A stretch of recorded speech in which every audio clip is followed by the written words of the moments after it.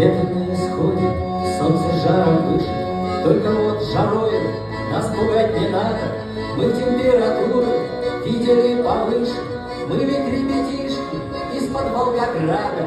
Лихо разгонялись с горки по привычке, в хуторок Субботин я въезжаю снова. Вижу на заборе синюю табличку: улица Героя Юрия Прищепнова.